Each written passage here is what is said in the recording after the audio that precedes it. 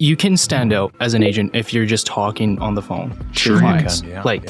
Text, sure, but give them a ring once a day, once a week. It really helps build that connection. Ego can sometimes get in the way. Even when you get super busy, you get short, you get moody. Yeah. I have been there for sure. So you got to step back and just know that can stop at any moment. Like, It takes years to be successful. It takes minutes to go down. yes. Just like that. Your world can come tumbling down like that. You really got to be. Hello, everyone. Thank you for tuning into Market Pulse, presented by Virtual Xposure, a podcast where we deep dive into the world of real estate, bringing you the latest strategies and insights that top producing realtors use to thrive in today's dynamic marketplace. My name is Blake Yench, joined by my co-host, Shiv Singh, realtor with 2 years in the business with Xposure. Each week, we sit down with a top performing realtor to uncover the secrets behind their success. Whether you're a seasoned pro or just starting in the industry, Market Pulse is your go-to source for cutting-edge strategies, market trends, and success stories that will inspire and elevate your real estate game. Our guests are movers and shakers in the real estate world, sharing their journey, challenges, and triumphs. From digital marketing wizards to negotiation maestros, we cover everything in detail with every single episode. So grab your favorite beverage, sit back, and join us as we unlock the doors to success in the ever-evolving world of real estate. Without further ado, ladies and gentlemen, welcome to Market Pulse. So on our first episode, we've got 2 veterans in the industry with a combined 40 plus years of experience. One of them is a certified RE/MAX legend with over $4 million in gross commissions. He was in the top 100 Edmonton real estate board an astounding 4 times and winner of countless RE/MAX awards, most prominently the RE/MAX Lifetime Achievement Award. In addition to this, he's a classic car enthusiast, dog lover, promoter, and mentor to hundreds of other agents at RE/MAX River City. Our second guest, she's also had an incredible career with a 25-year service award from Edmonton and Korea and top 50 across Canada for her previous brokerage. She's been a focal point in the industry for over 33 years. She's also built several successful businesses apart from her real estate career, is currently writing a book, and runs not 1, but 2 other podcasts, all while taking care of her 4 kids and 10 grandchildren. Ladies and gentlemen, I give a special welcome to Rob Biddlecombe and Laurel McTavish. Thanks for joining us, guys.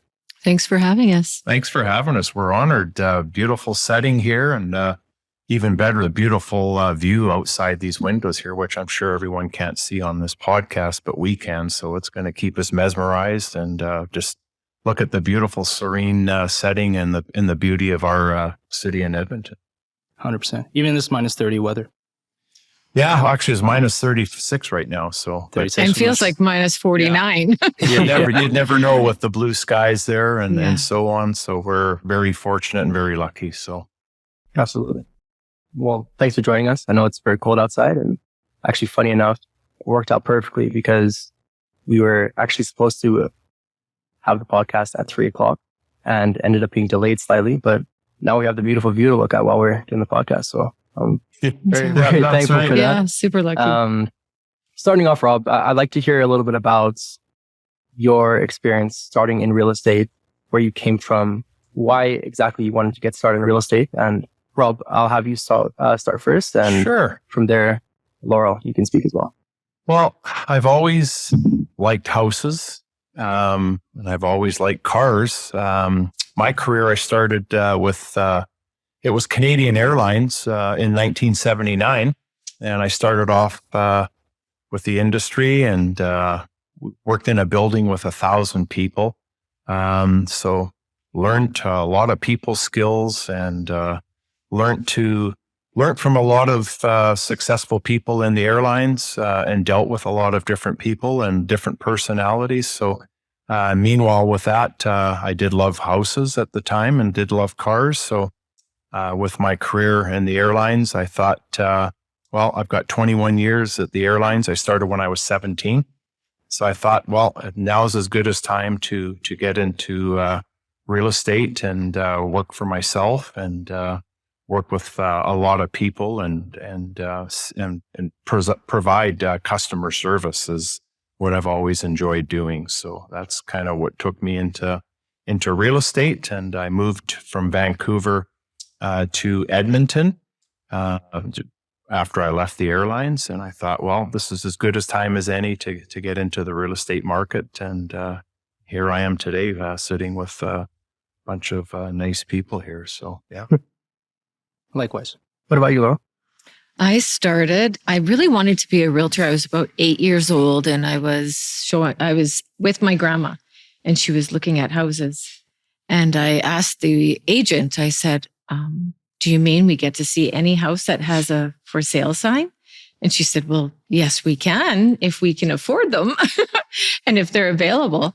So I was super intrigued on that. And it was shortly after I was 8, right? But I always had it in the back of my mind, not really thinking. I was a young mom. I had my kids quite young. By the time I started being a branch receptionist at real estate when I was 17. And I worked for about 140 realtors back then. And I learned so much from them. So they are the ones that actually encouraged me to be a realtor. So they're like, oh, you'd be great to be a realtor. So I did. Quick question. You're unlicensed assistant or a receptionist? No, I was the receptionist for Royal LePage and I had an amazing team. It was probably the best office that I had been at. And they encouraged me quite a bit. I did a lot of things on the side, helping them with their work. But I have to say that they pushed me in the right direction. And so I became a realtor at 23. Yeah, I had 3 young kids. So my youngest, I had 3 kids by 21. So I started and it was... What a go-getter. Wow.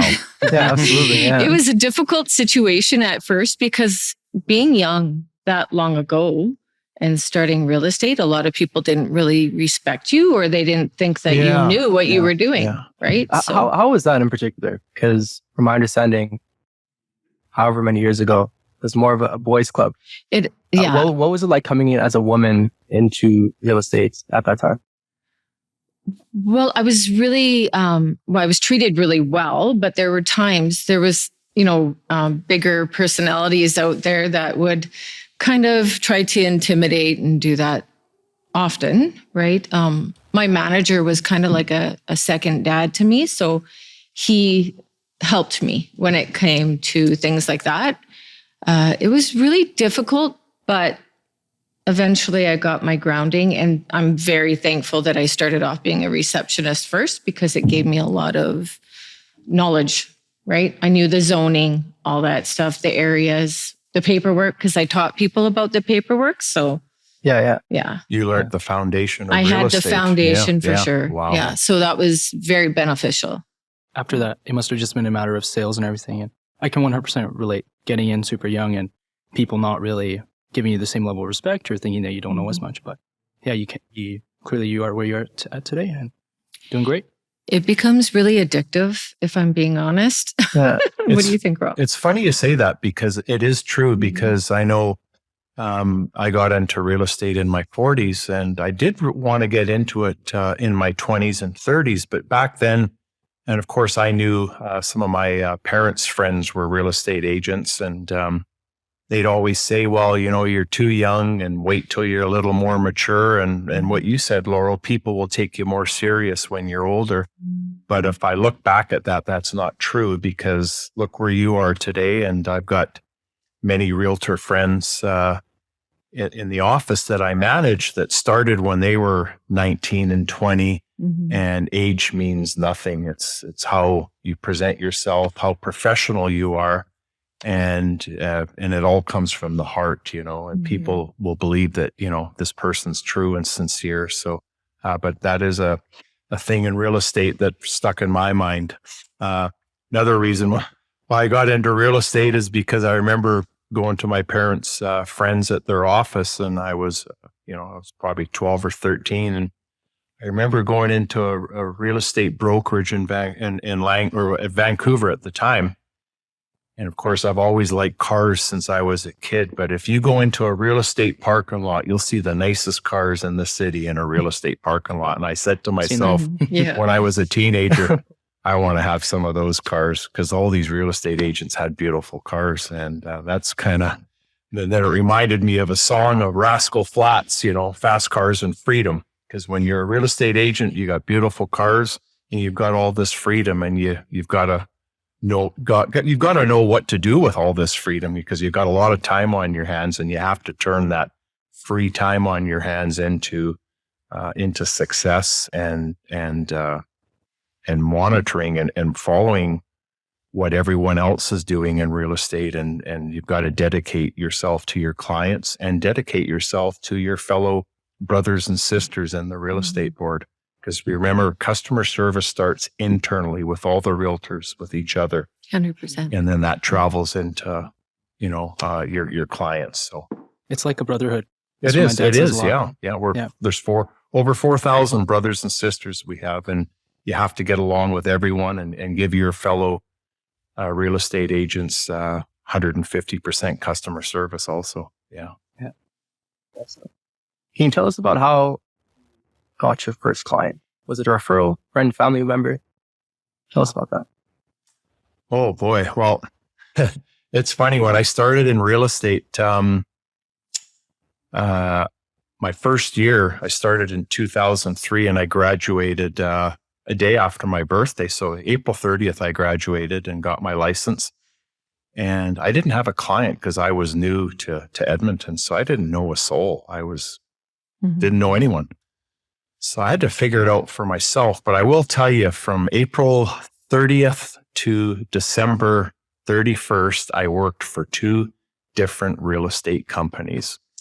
And I'm not going to mention who they are, because I believe every real estate company out there is great. But I worked for 2 different real estate companies. I had 1 sale in 8 months. And that 1 sale was my mom. I moved her from Vancouver to Edmonton. So that was my only sale. So that was my first client, my mom. Yeah. And then 2004, I did start with RE/MAX, and I've never looked back. It was a great decision that I did, and I promote the company more. What is it about RE/MAX in particular in comparison to other brokerages? It's funny you say that, because when I did live in Vancouver, I did sell my house, and I wasn't a real estate agent, and I did list with RE/MAX. And the reason being is because I like brands, whether it's Polo or whether it's Coca-Cola, whether it's Pepsi, whether it's McDonald's. I like brands, and I did like the balloon. And RE/MAX was a dominant name in the Vancouver in city or outskirts. So that's kind of who I listed with. And everyone says, well, why didn't you start with them? And you always think of costs and money and so on. And that's kind of how I ended up with the first 2 companies, so that's how I ended up with RE/MAX. Excellent. Yeah. What about you, Lo? Well, long story. I was with another company for 25 years, but they changed names twice while I was with the same office. So that's a good sign. Yeah, it was, I would go away on a holiday and I'd have a different business card in my mailbox, and I'd be like, what? Again. So actually, I always used to talk about how I wasn't going to be a RE/MAX agent. I was kind of a rebel, I guess you would say. But I'd always say, no, I don't need to go to RE/MAX. I can make a name with myself, because of course we all knew that RE/MAX had quite a big market share. But I met Robert on a deal, and we just got along. Yeah, what a deal it was. It was, I've always focused on customer service, and everyone knows that in the industry. That's the most important thing. And you can read my reviews. It's all about customer service from my clients. And when I met Laurel, I thought, geez, she's like a version of me, except she's prettier than me. So I thought she's incredible. Wow, I'd love to, and at that time I was thinking about teaming up with someone or partnering with someone, because that's kind of the way of the future now. I did go to the 50th anniversary of RE/MAX, and we had it in Las Vegas. So we have our big convention in Vegas every year. And I've been 3 times now. And I remember going back in 2005 and 2000, 11, but I noticed this time that it was basically a lot of teams and a lot of partnership. I noticed back then, you'd see someone would get an award and you go up on stage and you'd get the award yourself or whatever. But I noticed just this past year, last year, or actually this year, sorry, because it's our 50th anniversary this year, and I just couldn't believe the teams and partners. So I thought, Rob, why do you think partnering now in real estate is more prevalent than it ever has been? well, I'm one of those guys, and Laurel's one of those ladies that, when I was in my prime in real estate, I was doing really good numbers and I wasn't taking holidays. I didn't want to leave my portfolio with just anyone. I wanted to leave my portfolio with someone like myself. So here's me going to Mexico, and I'm working in Mexico. Kid you not, I'd go to Mexico and I'd sell 3 houses while I was in Mexico for 7 days. I'm on the massage table looking through the little window, looking down at the ground, and I've got the phone looking through the hole on the massage table, and I'm talking to the realtor, and I'm spending thousands of dollars on phone bills and talking to my clients. And back then we were faxing. There was no scanning and no DocuSign.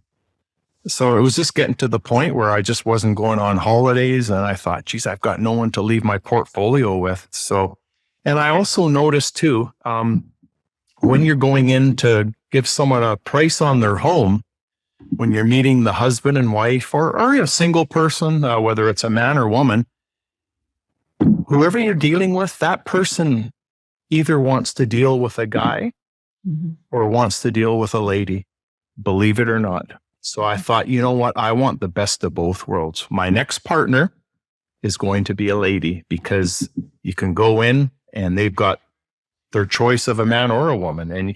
And realistically, you've got 2 agents working for the price of one. So, and I thought, it took me 2 years of talking to Laurel, saying, I think we should team up or whatever. And I don't chase after anyone. I'm not that type of guy, but, so it just kind of happened this year, and it was a little hard to get, I guess. Yeah. She played hard to get, but it was worth it in the long run. So it was probably one of the best decisions in my life. I should have done it years ago, but everything's meant to be.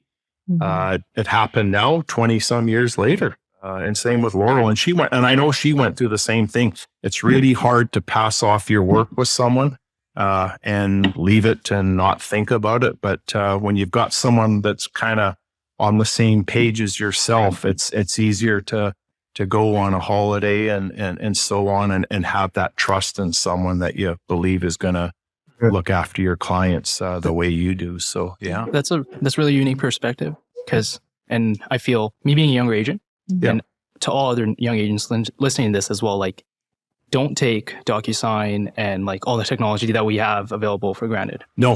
Like absolutely not. No. And I think I'm probably, there's only a few of us, but I still handwrite out my listing contracts and purchase contracts. I drive Laurel nuts. Yes.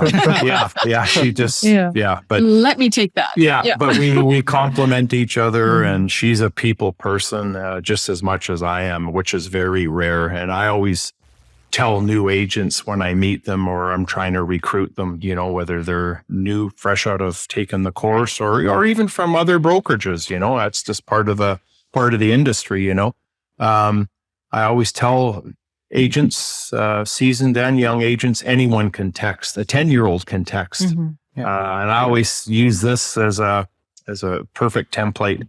When you're with your kids or with your wife in the house, are you texting them or are you talking to them? Do you bring up your children texting or do you talk to them in person? And same with your wife.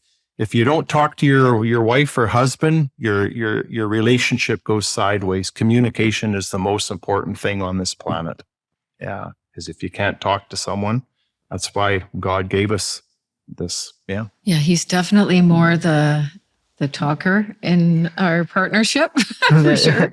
I can talk. I do a lot of texting. I text really fast, and I get things done that way. So we do have good balance for sure. Yeah, we complement each other, and she's got just as good as people skills and mannerisms as I do, which is, hard to come by nowadays. It's kind of a new era. And I just hope that I always preach to anyone that comes into the industry that, you've got to communicate with your clients, and, you have a choice. You can text them, you can email them, but you still have to talk to them. And, and I've taken so many listings that I've had in my career. I've gotten listings that from other agents where the listings expired and the clients moved on to another agent, myself or Laurel. In fact, we just picked up 3 listings this week where they expired with other agents because there was no communication. We didn't hear from the other agent. They never phoned us. They didn't tell us how the showings were. Our sign was laying in the snow or laying in the mud. They didn't even come to check to make sure our sign is standing up. So these small little things add up. And they do. Like I just want to say to all Gen Zers out there, like, you can stand out as an agent if you're just talking on the phone. Sure, you can. Yeah. Text, sure, but give them a ring once a day. Good once for a week. you. Yeah. Like that helps. It really helps build that connection. Yeah. And the best thing to do is when you're with your clients, let them know what you're going to do. Just say, hey, if I've got no calls on your listing, I'm still going to phone you, let you know I'm alive and still working, trying to sell your home. And I'm going to phone you, and whether it's giving you a weather report, how cold it's going to be tomorrow, or give you the score for the Oilers or whatever, you're going to hear from me. He's not kidding. He really will. And the truth is, any listing that's ever expired with me, I've always gotten that listing back. It's never gone to another agent. And the reason being is communication. Beautiful. Communication is key, 100%. Things get lost in translation with text. You can read it the way you're feeling that day. Yeah. So if you're grumpy, you could read somebody else's message in a grumpy way. Yes, Tonality. Miscommunication, for sure. And another example is I can send a paragraph on text to 10 different people, and those 10 people will read that paragraph all differently. All different. Yeah. So, but when you talk on the phone or talk in person, we're here in person. This is great. Would this work texting? No, it wouldn't. I built my business through cold calling, literally cold calling every single realtor in the city. And it was unbelievable to me how many people didn't answer the phone. Wow. I'm a random 780 number. Yeah. And if that were me in my position, there's not a time that my phone goes off that I don't pick it up. Yeah. Except for now, of course, because it's on Do Not Disturb, but you got what I mean.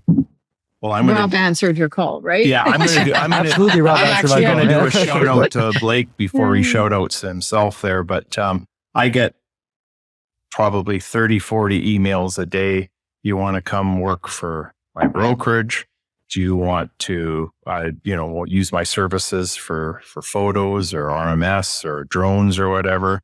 I get a 50 of these per day. Blake phones me up, introduces himself, says, Rob, I'd love to take you for coffee. Give me a chance. And I say, well, nothing's broken right now. So I'm old school. I want to, if everything's working good, I'm going to keep using that. But he phoned me 2 or 3 times, and I thought, I've got to give this young guy a chance. So I met him. I loved him in person. Great, respectful young man, which is nice to see with the younger generation. Mm-hmm. And he got my business. Yeah. And I've never and if anyone phones me, he's going to get a 5-star review from myself. So, and for Laurel too. See, guys, prime example, building that connection over the phone. Yeah. Even as a Gen Zer. And in person too. Yeah. Blake's younger than me. He's crushing it. Yeah. He really is. Yeah. It's really refreshing. No, it truly is refreshing to see. True. Yeah. It's truly refreshing to see because you're so motivated. And I always, Robert always jokes and says, eventually one day we're going to be working for Blake. Yeah. I tell her that all the time. He's going to be my boss one day. Yeah. But it's nice to see. I didn't pay them to say this. Yeah. It's nice to see people that are motivated. And it's just because when I retire, and, I'm older than Laurel, but, it's nice to see what the next generation or the next wave of agents or any company, whether it's electricians or whatever, But this is kind of a funny story, and it's a true story. I was sitting in Hortons one day. This is going back about 5-6 years ago, and table this size, a builder sitting at the table, and he had 5 of his workers sitting at the table with him. And I just laughed. I wish I could have recorded it, but I'm not a social media guru like you two gentlemen here. He had the blueprints out on the table. He's explaining about this beautiful home. And I've got still good eyesight for my age, and I could see this home. It looked like it was around 3,500 square feet, and he's explaining everything about it. And I just started laughing out loud, and they kind of look up at me. And the reason why I was laughing is because the 5 workers with him, they all had their phones under the table, and they were all texting, and they weren't even listening to what he was saying. They weren't even looking at the blueprints. So, do you think that falls more on them personally for their own character, or do you believe it falls more on the leader? Well, I think it's a little bit of both, you know. That's why you have interviews. You interview someone in person. Anyone can tell you what you want to hear on an email or on a text or whatever. I mean, Zoom's out there now, but you have to be a good leader, and there has to be a good follower, and those followers will turn into leaders one day too. You have to have a mentor. You have to have guidance. You have to have a mom. You have to have a dad. That's how you two learned. That's why the two of you are here. You learned from mom and dad. You learned a great work ethic, and that's what it's about out there. So, absolutely. Yeah. What do you think was there a turning point in your lives? What's led you to establish your work ethic? For young people looking out who are looking for motivation, who are looking to make a name for themselves, what would you say to them? Well, it all starts somewhere. So it should start at a young age. It does come from parents. If you've got parents that don't have a work ethic and are lazy and don't look at life in a different way, then the kids are going to gain those bad habits. So in order to get out of those bad habits, when they get out on the workforce, they have to have a great leader. Leading by example is very important. You can't win a war. A sergeant or a colonel can't win a war with his soldiers if they don't respect them. So you got to be a great leader and a great communicator. So yeah, they say the apple doesn't fall far from the tree. That's an old saying, and that you're so right. Yeah. But question on that, like, how much of it, if you were to apply a percentage of it, would you say someone's work ethic is based on nature versus nurture? Well, I guess that's up to every individual, how we all look at life. We all look at things differently. And like I said, I always tell people or agents or even friends, we're in control of our destiny. When you get out of bed and you sit on the edge of the bed and you're getting ready to stand up and go wash your face or brush your teeth, you're in control of your day. You can think of every excuse not to get out of bed or not do this or not do that. Yeah. You wake up positive, you go to bed positive. So you're in control of your destiny. If you want to be successful, you'll be successful. If you want to be unsuccessful, then it's very easy to. You can think of every excuse. And I'll give you one good example here. When I worked at the airlines, Vancouver Airport, obviously international airport in Vancouver, I lived out in Langley. So think about this one, you guys. Snowstorm in Vancouver. And when it snows, it's very dangerous, wet snow, blah, blah, blah. So I'd get up at 5 a.m. and I go, geez, I got to drive an hour into work. I would drive through a snowstorm, leave early, leave at 4:30 to get in for work at 6. And 20 people would phone in sick that day who lived 4 or 5 minutes away from work, who worked in Vancouver and worked in. You can think of every excuse not to do anything, not to go into work. So you got to be structured, you got to be positive, and if you want to be successful, you will. So, yeah. I'll just chime in here a little bit. I'm a little bit opposite, where I didn't have that guidance when I was young. My mom had MS from when I was 5. And so I'm the baby of 4 girls, and my mom just said I was different. She always used to say, you're the one that wants to do things. I always wanted to do things. And I didn't want to live like we were poverty stricken. You know, there wasn't a lot of money coming in. My mom and dad divorced when I was young, quite young, but it was seeing that and wanting to be different. And so I really had to surround myself with different people. Yeah. It was my people, you know, there's a lot of times I have elderly people that I call them mom or, you know, mama. I have a few Polish ladies that I call them mama, but, you know, they were my clients. It's really all about how you, what you want in your heart. I didn't want the struggle anymore. I didn't want to have to, you know, I wanted my kids to have more than what I had. Absolutely. And even more on that, how much do you really want it? There's this Nipsey Hussle lyric that says, don't be surprised if you don't get what you never wanted. Right. Because you could say, everyone says, I want to aspire to this. People who are successful and people who are unsuccessful have the exact same dreams, the exact same goals. Mm-hmm. The difference is how much action are you willing to put in? And for me, I don't even see it as something I want to achieve or something I wish to achieve or something I aspire to achieve. I see it every single day as my duty, my obligation, and my sole responsibility to my family, to those that I care about, to God, to whatever it is in my life that is driving me to succeed. Mm-hmm. Yeah. And like I said, we're in control of our destiny. Yeah, they say like, I don't know what the exact stats are, but like biologically speaking, like the chances of you being born are like 1 in something trillion. Mm-hmm. Like, so guys, this life is very precious. Like God has given this to us, like respect it, you know, and follow your dreams. Put in the work. Absolutely. Yeah. Yeah. Everything that I really envisioned in, like my goals, I've reached so far. But I did get caught up in the money aspect in goals and reaching and selling this many homes. And I had to sell more and more and more. And I was working 16-hour days. I was literally falling out of my vehicle at the end of the day because I was so tired. And my family went on without me. And so they were always saying to me things like, oh, well, we're going to go do this. And I'd be like, well, what about me?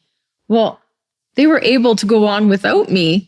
And so I had to, like, a lot of my motivation for partnering up with Robert was because that'll give me some time with my family. Because truly, life is short. I did a lot of sales. I love my job, but I love my family too. So really respect your family, because that's why my children chose not to be realtors too, is because they're like, you work too hard, really hard. Yeah. And Laurel will vouch for this. I mean, it's, you know, money's nice, but it's not the most important thing. And I think Laurel's realized now that, you know, I'm going to speak for her and she can correct me if I'm wrong, but health is the most important now. Yes. And happiness. Yes. Yeah. Yes. And how do you find the balance? Well, I think the balance is, you know, I'm looking to figure out personally. Respecting your time and knowing where your time is. And actually, I read a lot of books. I do a lot of different things. I'm always learning. So I think it's super important to learn. Be happy in what you're doing. Because once you start to resent it, then you're not happy anymore and you won't be as successful. I believe that 100%. I agree. You have to master the world of the inner before you master the world of the outer. And, you know, and I'll cut in on this one. It takes years to be successful. It takes minutes to go down. Yes. Just like that. Your world can come tumbling down like that. So you really got to be careful and think about, you know, life and what you want out of life. You can't take it with you. You know, we're here once, you know, so. So surrounding yourself with the good people, balance, like you said, balancing your family and your friends and enjoying life and traveling. I mean. But you can't do any of that if you don't have your health, right? That's correct. Yeah. 100%. Excellent. Rob, if you were to do everything all over again, 2024, like what advice would you give to a new agent just starting out in the world of real estate in 2024? Like I said, my first year the first 8 months was just kind of a flop. That's what I'll call it. And to be honest, that first 8 months, I was going to quit 3 times. I thought, I'm out of here. This isn't right. I wasn't getting any training. I wasn't getting any support. I started at 41 years old. I didn't know a soul in Edmonton, not one person. I felt lost. No one to help me. I'd phone, no one want to help, phone the manager, phone the broker. They're out on the golf course. They're out on the lake. And I had to figure out real estate for myself. And these guys, A bit of a plug. A bit. Shameless plug. Hence my shirt. joined them in 2004, and I got support. I got help. And when I got that, I felt like my confidence just went up like this. And I felt like I could conquer. And I did conquer. And I thought to myself, one day I'm going to give back. I'm not going to let any agent go through what I went through, because I was going to quit 3 times. Would I have all these cars and this and that and so on? No, I probably wouldn't have, because I made more in my first 5 years at RE/MAX than I made in 21 years at Air Canada. I made more in 5 years than I did the 21 years. So you figure it out. It all comes down to support, leadership, mentorship, people not being jealous of you, wanting to help you. It depends. You've got to, when you interview a brokerage, you want to see what they can do for you and provide for you, because it's your life. It's hopefully something that you're going to do for the next 20 or 25 years. And I joke with everyone. I say, the day that I don't enjoy real estate, I'm out of here. I'm quitting, because I love it. It's my hobby. Real estate is my hobby. And what drives me is people like yourself. It's about getting support and no jealousy and people wanting you to succeed. And there's 4,000 real estate agents out there, and there's over 1 million people in the city. There's lots to go around. Absolutely. And all these companies out there are great. It's what's best fit for you, Really look at that collaboration over a competition aspect for any new agent choosing a brokerage. Mm-hmm. Yeah. And you know what? I always say, I've even said to agents that I've interviewed, because I do a lot of recruiting, and I go see what's out there. It's like when you buy a car, you're looking at 3 or 4 different models. Go see what works for you. And I always say, I'll work with you, not against you, and you just got to see what everyone's got a different way of looking at things, in any profession. And sales is sales, whether it's presenting a donut across the counter at Horton's or whether it's selling cars or whatever. Sales is sales. It's communicating and being true blue from your heart and wanting to help that person. And I always use this too when I'm comparing sales. Is everyone knows about Best Buy. Everyone knows about a company called Future Shop. Commission, high pressure sales. You walk in, they're like vultures. They attack you. They're no longer here anymore. So don't be greedy. Don't just show that you want to help someone find the perfect dream of their lives. Treat everybody like they're your family. Yeah. It's truly important. Yep. And that's why people keep coming back to us too, as well as because we really value our clients and we really care about them. Yeah. And we all actually, people in our office, we're rooting them on just as much. So you want them to be successful. Yeah. Because like Robert said, there's a lot to go around. But Robert's a great leader. If we're not laughing, we're laughing so hard we're crying. Yeah. It's a great environment. And that environment, is totally different than where I was before. Not saying anything bad about my last company because I was there for a long time. But I needed the sense of belonging, and I needed a place that I felt like everybody was like me. Cheering us on. Yeah. So, And what about you, Laurel? If you were to do everything all over again in 2024, how would you start? I would really do like I've done. I like the book Atomic Habits. So it's just really putting. I give that book to every single member of my staff. Putting the habits in place. Version or a what? Cole's Notes version? There is actually. Oh, good. Yes, Then I'll read it then. If What it's he a means shortened is version. there a short version so he can get through it really quick. But putting habits in place and being surrounded by the right people and really doing like the 80-20. So doing what you're best with, like doing the things you're good at and letting the other people do the small stuff. Delegating. Delegating 100%. Yeah. So I have a hard time with that. And Robert, I'm sure, does too, because sometimes he's like, well, I can do that. And I'm like, no, I'm not going to let you do that because somebody else can do it for, you're worth so much money. And he also talks about that too, as well. Absolutely. Having value. It's knowing your hourly rate. Like actually calculate it based on, I put this many hours in. I'll sell this house for this much, make this much commission. How many out, right? Yes. Yeah, it's funny, my broker owner, Shane, he used to tell me years ago, he says, you're making this much money per hour and you're doing this. You're downloading your listings. You could be getting someone else to do that, right? Yes. And you're delivering your key box and you're doing this and you're doing that. And it's you got to think smart. But there's another thing I want to add too, as far as clients and out there. Just remember, you treat $100,000 client the same as you do $1 million client. Absolutely. Very much. Because I've had $100,000 clients that are worth millions now. So you never know. You never judge a book by its cover. Sales is sales, and wanting to help people, no matter who it is very important. Yeah. Not only in real estate, but in anything, whether it's someone on the street that needs money or something along that line, you always want to help people. You want to give back because that's a good feeling. It is. At what point did you find that you were starting to find success? You mentioned that your first 8 months, you only had one sale. How do you take that adversity, that experience saying, okay, it's not going well. What am I doing? How can I change this? How can I adapt? How can I perform to the extent that I want?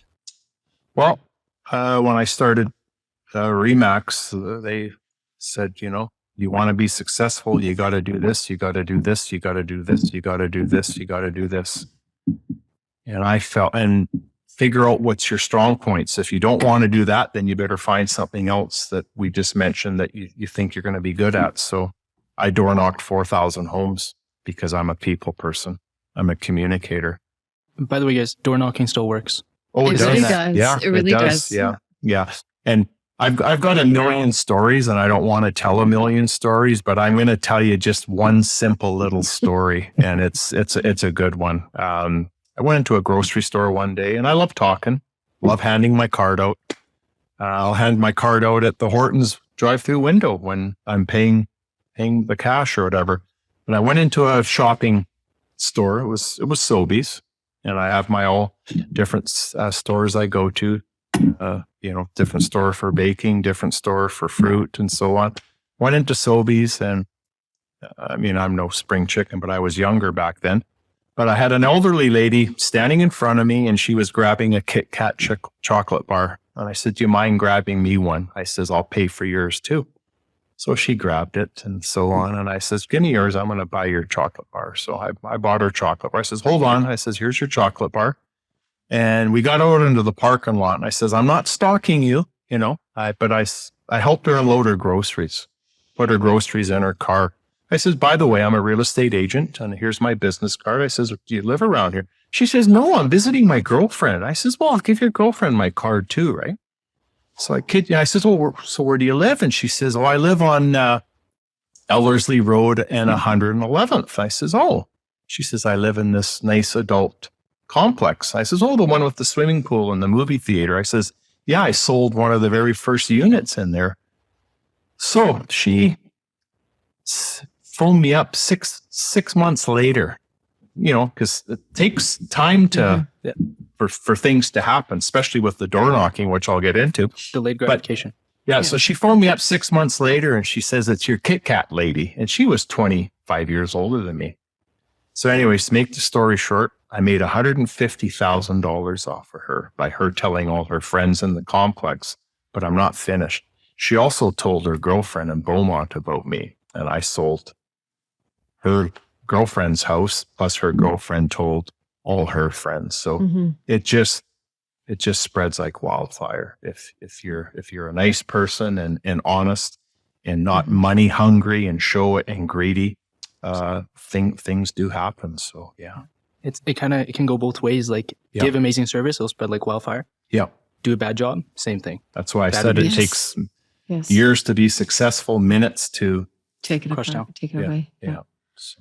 I do think that a lot of people will come to you by referral. Like most of my business before Robert and I joined was all referral. So I kind of got a little bit lazy because I'm like, well, it's like so, and everybody comes, but they come from your good service, of course, and you get a good name when you do provide good service, but you do got to keep on looking for new ways to get business for sure. Yeah. Sometimes you have to go back to your roots, what made you successful and where you started. You have to go back to that foundation. But trust me, the foundation is communicating with people and just talking, going for coffee and dropping off pumpkins at all their homes on Halloween for their kids, or sending a birthday card every year to the husband or wife, or sending an anniversary card.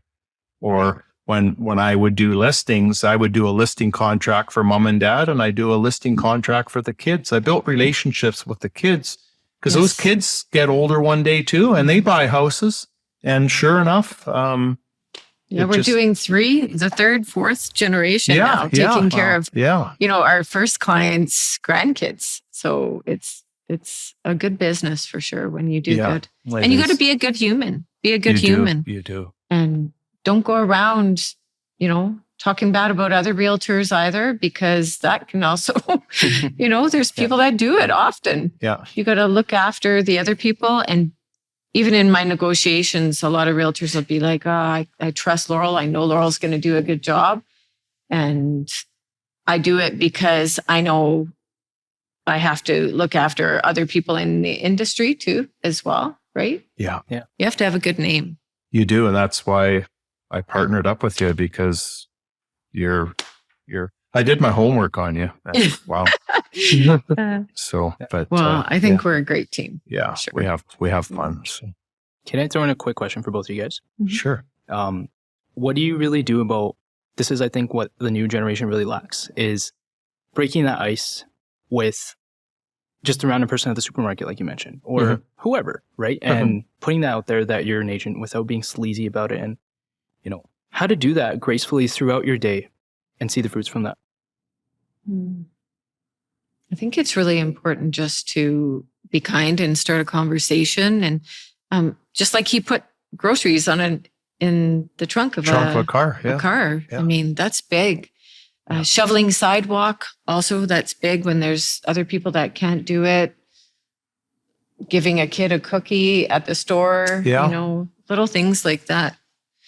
Mind you, people are a little bit more scared than they were back. They are, because they think give a kid a cookie. Don't you give my kid a cookie, right? They get kind of creeped out now. You can't. I mean, I still kind of do it, but it's really changed. I think maybe because of my age, or they think, well, he's an older guy, so he's harmless or whatever. But you just gotta, I recommend, with the young generation like yourself, you're very computer literate. You understand the social media. And that's where it's turning. And I think that's fantastic. We're going to learn from you. Right. Absolutely. And you're going to learn from us. If you can just take a little bit out of what I talk about or Laurel talks about, it's going to help you with your business. And believe it or not, I'm struggling, but Laurel's very good at it. But the social media is very important. And, I say to everyone that the social media is great. But I will tell you one thing, when you're on the social media, be professional. Don't brag. Keep your partying out of the social media. Have a couple of different websites, because when someone wants to list their house, if they're going on the internet, they're checking you out. If there's nothing wrong with partying, but if they see you this and drinks and this and that, turns them off. Mhm. Well, maybe. Well, people are Or maybe it judgmental. attracts that type of person too, right? True. Yeah. But be professional and remember, it's okay to be number one, but make your clients number one first. That's correct. Yeah. It's not all about you; it's about them, and they're going to pick up on that too. Mhm. So we've got another question about difficult clients, language barriers. What has been your experience with that in your careers? I've really never experienced a language barrier. I've got lots of clients that are different nationalities and so on there. But I will tell you with our brokerage, we're the biggest brokerage, Remax brokerage in the city, and we've got 36 different languages in our brokerage. So if I come across someone where I can't speak Mandarin or something along that line, then I'm not helping my client out. If they, I would give it to one of my coworkers or agents and let them help me out with that type of thing. And legally, we're held to Yeah. a rule of Yep. where if they're not understanding us and Yeah. we're not understanding them, then things could go a little haywire. They can So go wrong. Yeah. you really want to make sure, and having the good connections in Yeah. your office Yeah. for sure. Yeah. That's It's not about making the money. It's about helping Right. helping the client Mhm. out, and that client's really going to appreciate you referring them over to someone else who is a better fit with them, or so yeah. And in terms of difficult clients, like we all go through different things in our life. Some people are sick. Some people you don't even have a clue that they're, they have cancer. Their child has cancer. We have many agents that have children that are part of Stollery because, they're very sick. Yeah. But there's people that are difficult for different reasons. Yeah. So maybe having a conversation. Sometimes people just don't work together. That's personality too, as well, right? Yeah. I mean, you can be the best agent in the world Mhm. with 150% customer service. And I always tell myself and other agents too, you're not going to make everyone happy. No. It's impossible. It's impossible, and going back, you never know what someone's going through in life. Mhm. We all keep secrets in some way, and eventually those secrets take a toll on us and affect us in some way. Mhm. So you never know what someone's going through. If someone was grumpy that day, you don't know why, because we all go through different. Life isn't perfect. There is no perfect relationship in real estate or with your husband or wife or children. Mhm. You have to work on it. And it all comes down to communication. Right. Asking the client. Yep. Asking the what client. can I do for you? What do you Exactly. feel that I'm not doing? Yeah. That sort of thing. And I've got, many relationships I also manage too. So I manage and I sell. And I've got many relationships with agents where we don't even talk real estate. We talk about life. They'll phone me up and say, I'm just kind of going through this or going through that. And, with our office, and give you an example, like I could have an agent that made $40,000 for the month of January, $40,000 for February, $40,000 for March. And then all of a sudden, April, May, June, and July, zero. Mhm. I'm phoning them not to see why their sales aren't up. I'm phoning them to see if they're okay. And we call it no agent left behind, because everyone goes through sickness or a divorce or something along that line. So it all comes down to communication. We all Very much. need help in some way, whether it's mentally or verbally or with money or, and so I'm an old school work ethic. Like I'm militant and this and that, get up early and don't sleep in and so on there. But I think my success basically came to communication and wanting to help people and willing to help myself too. I mean, I learned something every day in real estate, even in 20 some years. And at my age, you have to learn. And Laurel will say the same thing. I mean, we learn something every day. But we also, I learned that, I love to talk with people every day and communicate with people every day, because without that, I wouldn't be successful. I like to be around people. I'm the type of person that can be, by myself and live by myself, because I'm an only child. So when you're an only child, you learn how to play with yourself and learn how to entertain yourself. But I like to be around people. I like to help people. And I've learned that now it's okay for people to help me now too, because I've always been one of those people that, I don't want help. I don't want to ask for a favor or whatever. I've always been the giver and not so much the receiver, but I've learned how to for people to help me and so on. And it took me 20 some years to get a partner. And I feel so lucky. Yeah. No. Really, I know, I really do. Yeah, I really do. Yeah. It's kind of about the ask and you shall receive. I used to run home from school to watch Oprah and listen to the Oprah stories. I am not kidding. My kids even gifted me when Oprah came to go and see her. I think that my driving force was always wanting to learn and always knowing and seeing how when I really focused on something, I was getting it like almost every time. So it was the law of attraction was big to me. I was raised Christian. My Can you go mom's into that faith. a little bit? For those who don't know, what is the law of attraction? Well, just, what you think, what you focus on, you create. So that could be also negative behaviors too, as well, right? So I know that when I really wanted something and I worked hard to get it and I knew that I was going to get it, it usually happened. And it just, the universe, there's so much out there in the universe and being a good person helps. I believe also in karma. When you do good for others, good comes to you. I'm always out there doing my best to be good and do good and help people. And I really think that has blessed me beyond measure, really.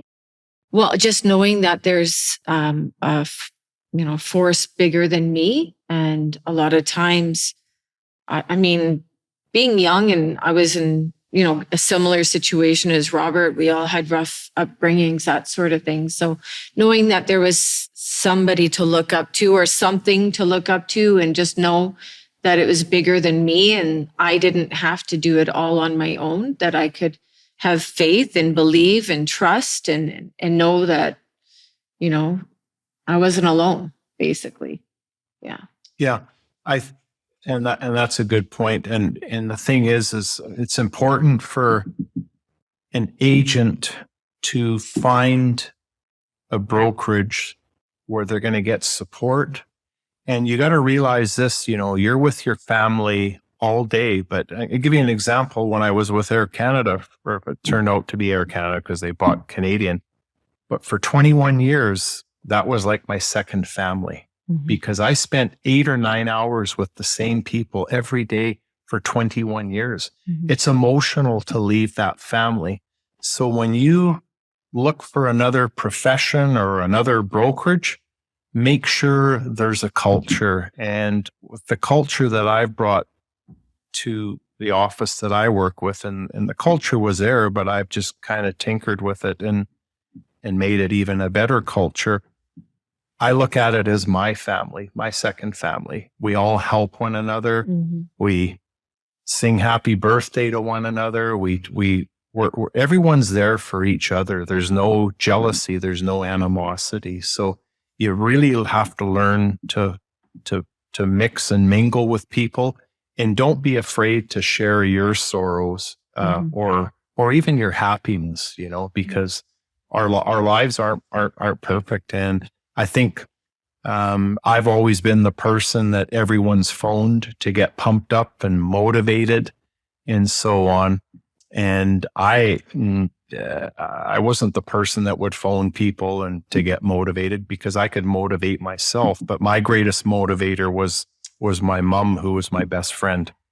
And when I lost her, it was an empty feeling, a very empty feeling and a lonely feeling. So, but I learned to asked for help and opened up a bit. And I've got agents, Laurel and agents in our office. Angelica's one of them too. I love Angelica. Yeah, She's super. Every time I see Yeah. we talk. Thanks, bud. I talk about my stuff. We all talk about everything, and we've got everyone in the office that is there to help you and support you and be a family. Whether I feel like I've got brothers, sisters. I don't feel like I've got a mother there. Well, I've got. I won't say that, but there are You some. better watch out. Yeah, there are some that are older than Yeah. me, and and I've got Lori in the office, and she's just incredible too, and Angelica and all the younger agents too. It's fun. It keeps me young, keeps me on my toes. They straighten me out. I straighten them out. But I will tell you, in real estate, and whether you've got staff or a team or fellow agents, remember, always after a negative with your employee, look for a positive. Mhm. And if you're giving discipline or correcting one of your staff members, I want you within an hour to find something positive, because you can break someone down Yes. in seconds, and it takes a long time to build them up and give them back that confidence. And I'm also a professional dog trainer too. And you can correct a dog, but after a negative has to be a positive. So, yeah. Robert is our therapist at our office, so Yeah. we save a lot of psychologist fees. Yeah. For sure. I came from a time of where children were to be seen and not heard. Yep. Right. Yep. So they could see you, but you weren't allowed to talk or vocalize Yeah. yourself. You Yeah. were very, you weren't very valued many times, right? Where I Yeah. think Yeah. that's changed quite a bit. Yeah. With our children for sure. But speaking your truth and communicating, I don't think we can say that enough today. Yeah. Because Sure. when I grew up as a kid, you were to go to your room and play and not sit with the adults. You go to your room or go into another room or whatever. But now, I mean, it's good to let everyone mix and mingle with each other. And I find that, I can relate. I can get into any age groups. I can get into a 5-year-old or a 95-year-old. She thinks I'm nuts sometimes. I've got different voices and noises, and He said he's going to give us a few of his laughs. but I like to have fun, and and when you go into a listing presentation, learn about that family. Look at what they collect. Look what the kids have, what toys they have. Look what kind of dog they have. Look what Gretzky print they have on the wall, or look what Royal Dalton they have in the case, or whatever they collect. Get interested in your clients, what they do in life, and you'll find that they'll make you a member of their family.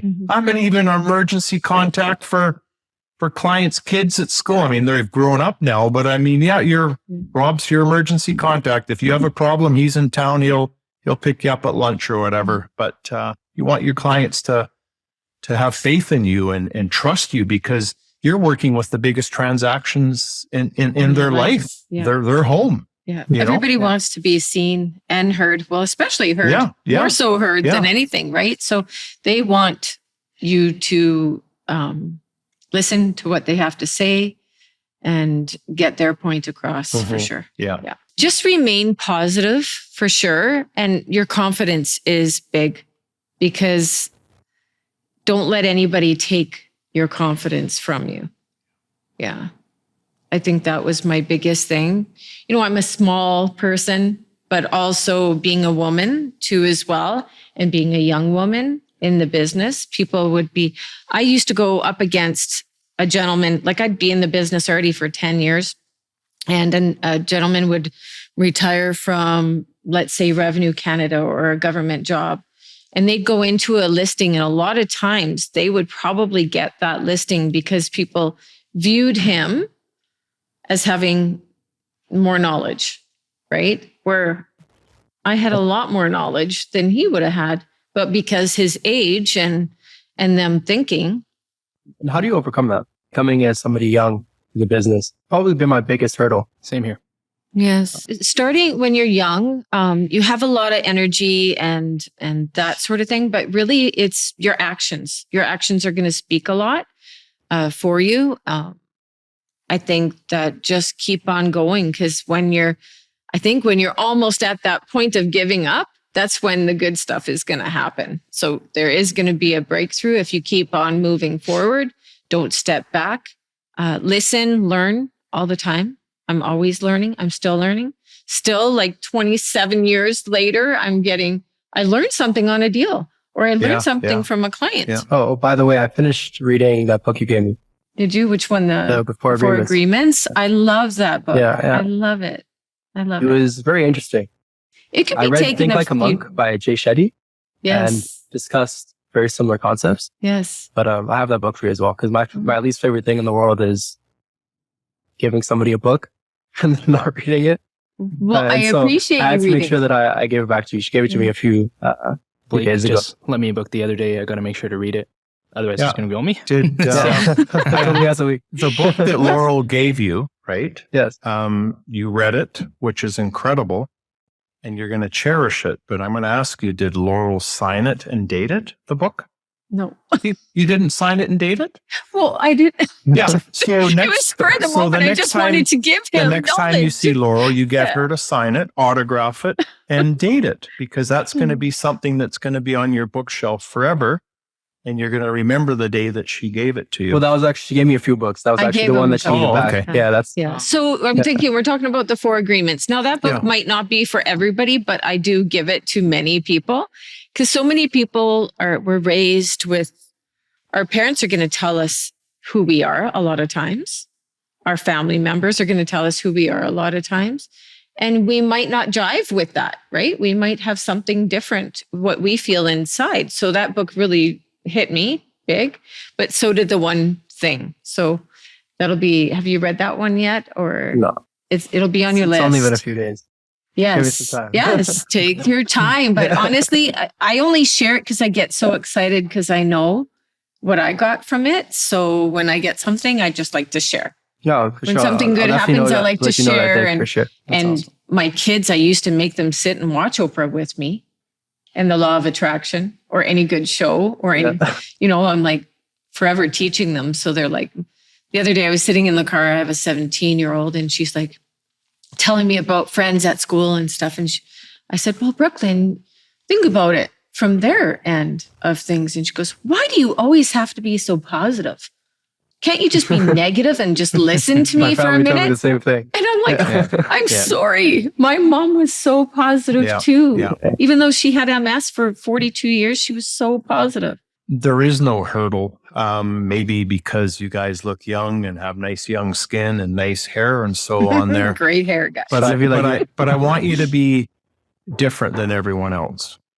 And right now, the young generation, they all text, they all email, they don't want to pick up the phone and talk. So I want you to be different. I want you to pick up the phone and talk, and I want you to meet the people in person, because that's my logo, experience the difference. I want them to experience that you're different than everyone else in your age group. I'm sure you guys are in your 20s, early 20s. 21. Yeah. So be different than everyone else. Go meet them, shock them, go to their house or go meet them for coffee in person. Don't send them or I don't know how you do it, but someone emailed me a coffee coupon or a coffee gift certificate. Well, I don't even know how to download it and use it. I've still got it in my phone after a year. A $50 card. Go hand it to them in person. Take them out for coffee. Go meet them. If you wouldn't have phoned me and talked to me on the phone, You wouldn't be here. yeah, I wouldn't be sitting here with you. So be different than everyone else. Shock everyone's system out there, Yeah. because they're expecting someone like yourselves to text them and email them. Just use reverse psychology. Show up on their door. Hand them a business card, not here's my business card, scan it. Hand them a piece of paper. Although that's pretty cool. Yeah, it is cool. But Yeah. yeah. But anyways, so Yeah, Yeah. Be different for sure. Yeah, I think be that's a different. big thing. Because if you're all the same, Yeah. we all look different, right? Mm-hmm. We're all different heights, different sizes, and so on there. So yeah, People will say something about you, and you'll start to know what they're noticing for sure. Yeah. A lot of people will always say, "You're so kind to other people. You give people so much of your time." I just like to give. I like that, right? But it's funny though. What I do different. Well, when I first started real estate, I mean, I went in and did market evaluations, and I would hear, "Well, we really like you, but you just don't have any experience," right? I would hear it all the time. But you know what made me feel good I didn't get down is we really like you, but we just don't feel you're experienced enough. So the people that did get the listing, it just gave me more motivation. And now real estate's tough. If the first 5 years is tough, just like a relationship in a marriage, first 5 years, same with real estate. If you can make it past the 5 years, 27, 21. Yeah. And the reason I didn't give up is the no's. Yeah. Right? A lot of people, my ex used to tell me all the time, "Who's going to buy a house from you? You're 23. What do you know?" Yeah. And as soon as he said that, I'm like, well, I'm going to make sure people buy a house from me. Yeah, It doesn't matter. Yeah. So if people said no to me, it was more of a motivation. Yeah. It motivated me a lot. So what do you mean I can't? What do you mean that's not for me? I don't like the word no. So it really drove me to do good stuff for sure. Knowing your worth and knowing that no is just another path, one more checkbox off to reach that eventual yes. Yes. It's just a numbers game. Yeah. Yes. And it's funny, I listed a house a year ago, and I don't know what happened, and what I just said to you, if people like you, they'll remember you. And here's one good example. I got a phone call a year ago. "Rob, do you remember me?" I won't say his name. I says, "Oh yeah, you have the Donair shop, North Edmonton." I says, "I can't believe it. I haven't talked to you in 18 years.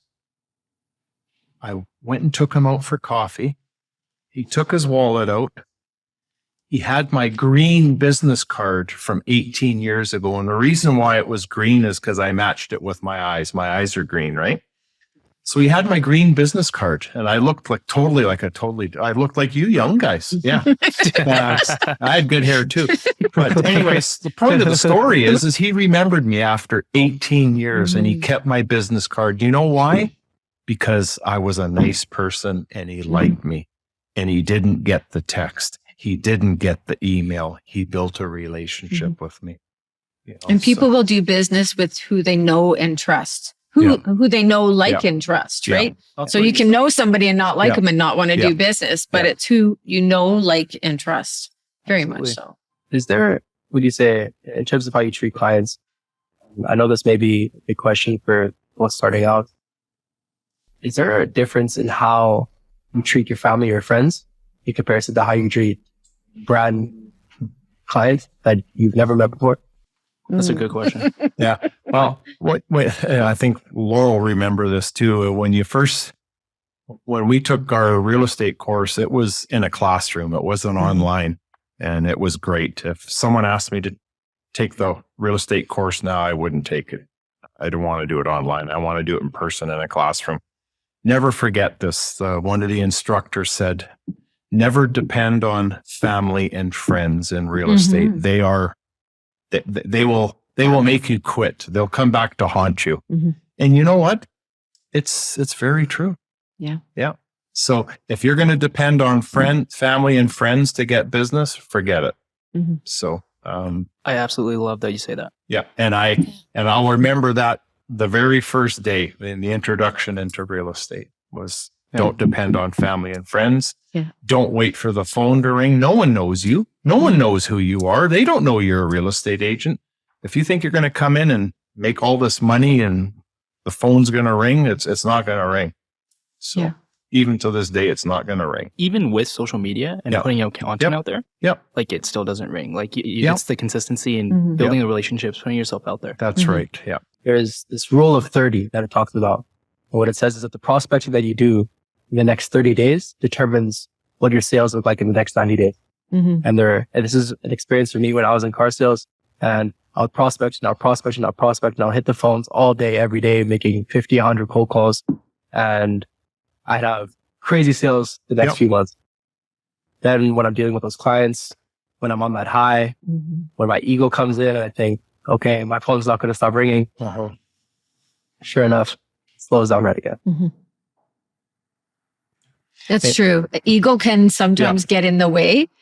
Even when you get super busy, you get Mhm. short, you get Yeah. moody. Yeah. I have been there for sure. Yeah. So you got to step back and just know that can stop at any moment. Like Yeah. you mentioned, Rob, Yeah. like that can change in a day. Yeah. So Yeah. keep prospecting. We've been doing Buffini, Yeah. right, at our office. And I mean, it changed my life. Takes you back to the old. It did. The It old way really of gets real you estate. to connect with those people, your clients, your friends. But can you say the term again? And what does it mean? Buffini, it's actually a course. It's a course, It's a course by. that, Okay. Yeah. that our office has done. Yeah. And I'm actually starting the course next week, a 13-week course for our agents. I do it 2 hours every Wednesday, and it's a format for one of the top real estate coaches in North America.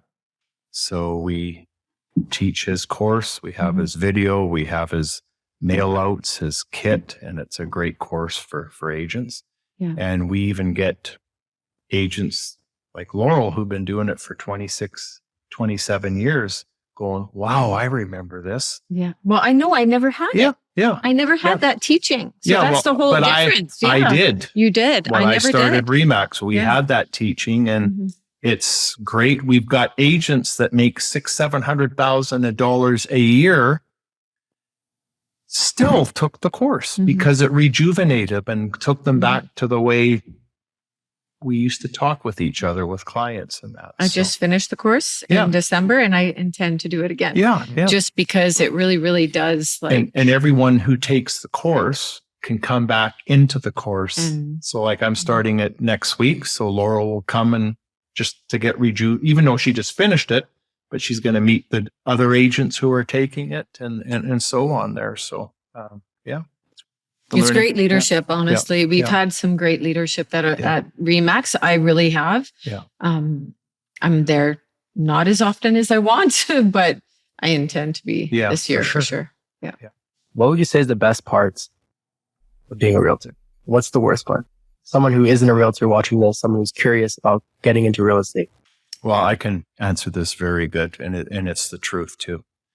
When you become a real estate agent, you don't know how lucky you are. And what I mean by that is you can get up when you want. You can go to the doctor when you want. You can go to the dentist when you want. You can go pick up your sick child from school when you want. Mhm. Try working 9 to 5. a 9 to 5 or 8 to 5 or 6 to 6 job and try doing those things. You have to appreciate that. We're very lucky. You work for yourself. You work for yourself. You work for yourself. You're very lucky. You're very fortunate. You can come and go as you please. You have to, you know who your worst enemy is? Your worst enemy is you. Your worst enemy is you. You're absolutely right. Yeah, Yeah. for sure. So you answer to yourself. You look in the mirror and you decide Mhm. if you're going to be successful or not. So learn how to work with that valuable time and learn how to use that time. Learn that you can go to your children's hockey game or sports day anytime you want. So, yeah. What about you, Laura? I have to say my most enjoyable thing is when somebody refers me to their kids or their grandkids. That means like, holy Wow. cow. Yeah. Wow. I must Yeah. have done Yeah. a good job for them because now they're entrusting their kids in my hands. So I get super excited. Like first time home That's buyers, I love it. Like dance around, do their thing. They're super excited.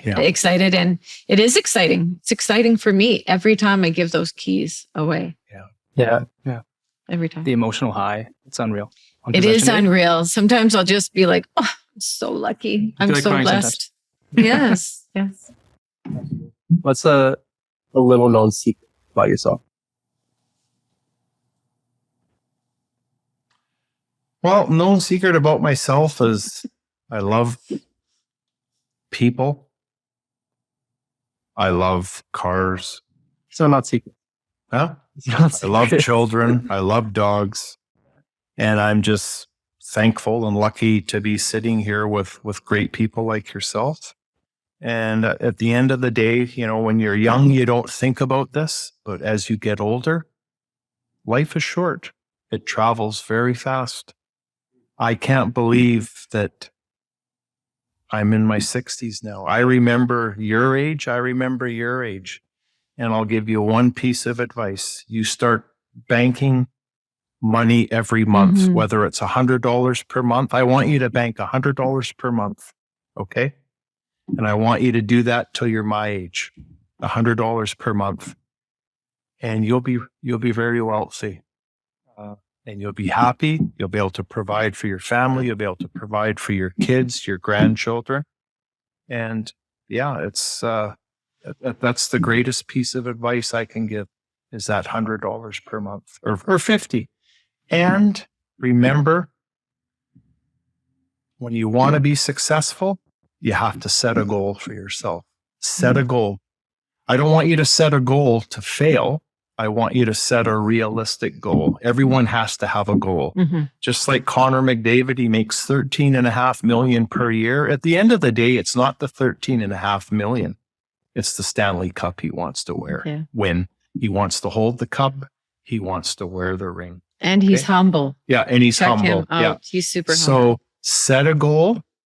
We all set goals, and what I recommend is whatever your dream is, whether it's a vacation home in Hawaii or Cancun, or whether it's a beautiful car, I want you to put that home on your laptop screen. I want you to open up that screen every day, and I want you to look at that goal, whether it's a house, a car, a girlfriend, a boyfriend, or whatever. I want you to put it on your laptop screen. And that's all I got to say. Robert's always teaching. He's always teaching. He doesn't tell anybody, but he can also sing. So that might be the secret you're looking for. The He next can sing. podcast, I might sing one day. Yeah. So Mine is, I have 10 grandchildren. A lot of people don't expect it right away just because I am a young grandma. They don't call me grandma. I didn't allow that. You also look 20 years. yeah, she looks like she's my daughter. I get called Yaya, and nothing is better to me than getting called Yaya. I'm not Greek, but grandma didn't really feel very good, and Baba definitely didn't feel very good. Yeah. So the funny thing is we do things with Trevor, he likes superheroes, right? You love superheroes for sure. So we joke. He's always called me Wonder Woman. Yeah, that's a reason why. Everybody thinks I look like Linda Carter. I feel pretty lucky for that. And he loves Spider-Man, Batman. Yeah. So you got to have fun. Kind of see the Wonder Woman. Yeah. Resemblance. Got to have fun. It's all about fun. Any final word? My final word is thank you so much. It's nice to meet two young men who are respectful, great mannerisms, willing to please. And if you weren't, I wouldn't be sitting here because I have no problem saying no to anyone. So I appreciate your guys' professionalism and keep doing what you're doing. You're going to go places. And just remember one thing. The most important thing in life is your health and happiness. You don't have that, you've got nothing. So yeah. Be true to everyone and be true to yourself. Yeah, true to yourself. And if you can't love yourself, you can't love anyone else. Remember that. So that's all I got to say. And I got to get going because I got a 133-pound Rottweiler that's phoning me right now. He's hungry. And where can everyone find you guys? Well, you can. They want to work with you. Well, they should. I'd highly recommend either. Or Rob. Well, or we've got a team. We've got a team name. I guess I will You'll spill those I'll beans. spill the beans. Yeah. It's ladies first, of course. So it's Laurel and Robbie. And the reason where the Robbie came from is that's where my mom used to call me. But there's always some type of funny thing with me. And if you Google Laurel and Hardy, there's a little bit of comedy there act. and humor. Yeah. But That's way long ago. Right? yeah, long ago. Long, But long it's Laurel and Robbie Real Estate. We're excited. We will provide you with 150% award Yes. winning customer service. And we care. That's what it's about. And we care. really care Yeah. about our clients. Yeah. We care for their outcome. We're excited for their outcome, and we want to do our best always. Yeah. So yeah.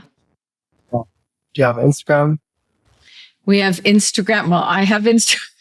She's got I'm trying to get Robert she's on got Instagram. 8,000 followers. Yeah. Laurel sells yeg. This Yeah, is the place Laurel- to plug all your information. Yeah, Yeah. Laurel's We'll going to pop set it all up. Yeah. or Anyone whatever. watching who wants to But, work with either of these two, the information will all be in our description as well on YouTube. Beautiful. And we'll also put it up on the screen. So Thank you my so editing much. team, this is Thank you so much. time to do that. Absolutely.